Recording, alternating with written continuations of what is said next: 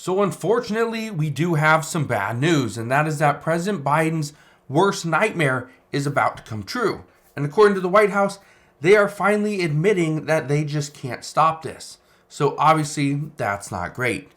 But we do have some good news as well, and that is that the pandemic is almost over. And you may not know this, but this is because the public health emergency is about to be lifted. So according to the White House, the public health emergency is going to end on May 11th, 2023. So this should be good news, right? Well, not so fast. Every time we have some good news, we usually have some bad news as well. Some of the news out today, or actually out just in the past 24 hours, is that we are now getting more reports of where this virus could have come from. And like we originally thought, this was a lab leak from Wuhan, China. Now, according to new U.S. government assessment, they say they have low confidence that this came from a laboratory leak. Now, this doesn't mean we have overwhelming proof, but more so that they have evidence that points into this direction. So, that is what we know there. We also, again, this is very difficult, but this is only going to increase the tensions between the U.S. and China. And this is very important to keep in mind as we see other problems here in the United States as well. One of the big problems that we are currently facing here in the United States is we are seeing the cost of food accelerate upward. We're seeing more and more food recalls and even food contamination reports. And on top of all of that, we are now having our SNAP benefits reduced. And I asked you guys this before. If you are seeing your benefits get cut, whether they're going from $280 down to $30 or $900 down to $180, let me know. I am curious what people are now getting for their SNAP benefits, because this is a huge, huge program that's been helping millions and millions of families, 41 million families to be exact, throughout the past few years. So I'd really appreciate if you guys can comment down in the comment section below. What were you getting before all these reductions to SNAP benefits? And then what are you getting now? Now, I brought this up multiple times in the past, but for those of you that do not know, the U.S. government funds 100% of SNAP benefits. This is one of the things that many people have questioned, is why do we not have a set tax that goes into SNAP benefits? Well, it's just never been done yet. Does it mean it's never going to happen? No. But as of right now, we've never had it where, let's say like Social Security, where the employee and the employer both pay, I believe 6.2%, so it comes out to 12.4% combined, that any money you make, you pay 12.4% of that money goes to Social Security. That's actually pretty big.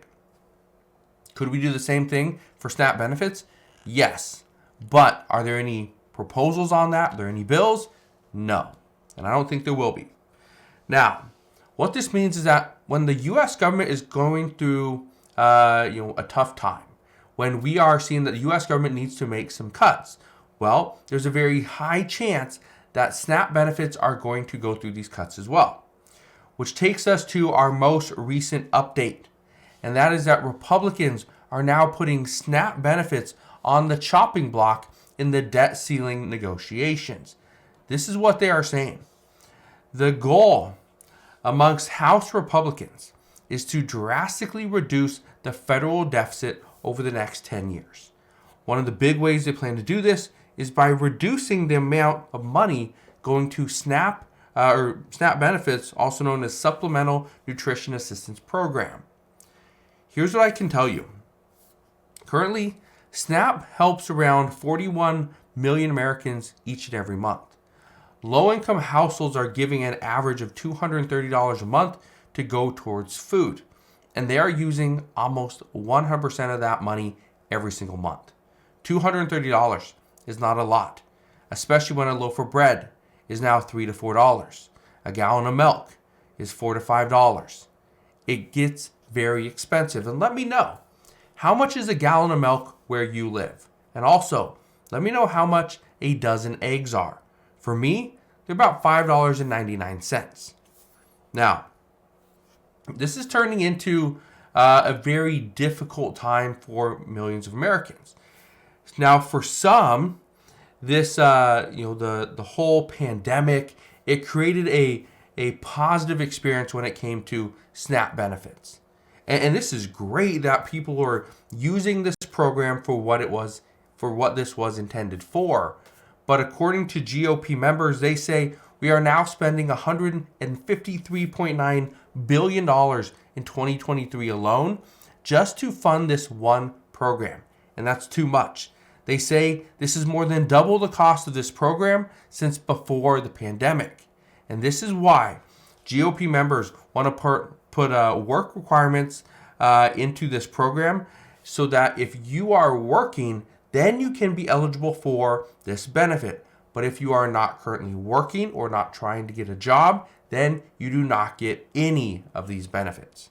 So we will see if that does go through. My guess is no, it will not, but it's a starting point. Now, this is not the only place that the GOP wants to see reduced spending. According to Reuters, they say that House Republicans are eyeing $150 billion in cuts in education, healthcare, and housing. This $150 billion is not over 10 years. This would be a yearly cut. They want to see $150 billion in cuts immediately. Okay? That would mean $1.5 trillion over 10 years. Now, the White House has admitted that they don't have the power to stop this. They want to pass more for the American people, but they also understand that Republicans hold the power in the House of Representatives, which is why Democrats are trying to work with them on this next deal. Democrats do not want to work with Republicans because what Democrats want, they want to see we increase taxes on the wealthy, we increase taxes to large corporations, we take that additional revenue and we give it back to the American people through additional spending programs.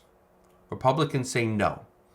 No additional taxes, no going after the large corporations and the wealthy, and no, we are not going to give this money back to the American people. We need to just reduce spending and we need to reduce our current deficit.